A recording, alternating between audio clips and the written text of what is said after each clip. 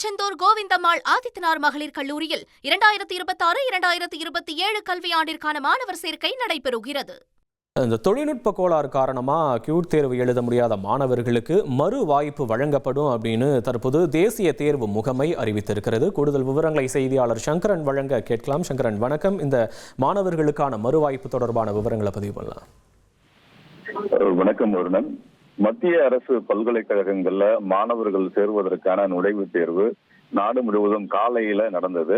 இந்த நிலையில இந்த தேர்வுல பல்வேறு தொழில்நுட்ப கோளாறுகள் ஏற்பட்டு அதை தொடர்ந்து பல்வேறு அறிவிப்புகள் வெளியானபடி இருக்கின்றன. முதல்ல தேசிய தேர்வு முகமை வெளியிட்ட ஒரு அறிவிப்புல காலையில தொழில்நுட்ப கோளாறு ஏற்பட்டது, ஆனா உடனடியாக சரி செய்யப்பட்டு விட்டது, எந்த பிரச்சனையும் இல்லை.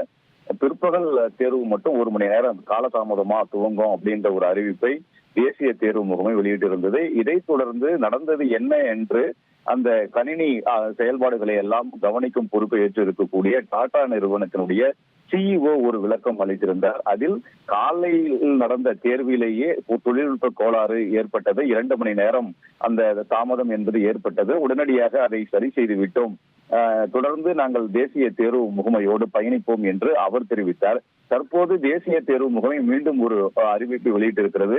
காலையில் நடந்த அந்த தேர்வுக்கு வந்து வருகை பதிவேட்டை பதிவு செய்து இந்த தொழில்நுட்ப கோளாறு காரணமாக தேர்வை சரியாக எழுத முடியாமல் போன மாணவர்களுக்கு மீண்டும் தேர்வு எழுதுவதற்கு வாய்ப்பு வழங்கப்படும் என்றும் இது தொடர்பான அறிவிப்பு விரைவில் வெளியிடப்படும் என்றும் தேசிய தேர்வு முகமை சற்று முன் வெளியிட்ட ஒரு அறிவிப்பில் தெரிவித்திருக்கிறது. எனவே காலையில் தேர்வு எழுத முடியாத மாணவர்களுக்கு மீண்டும் மறு வாய்ப்பு வழங்கப்படும் என்று எதிர்பார்க்கப்படுகிறது.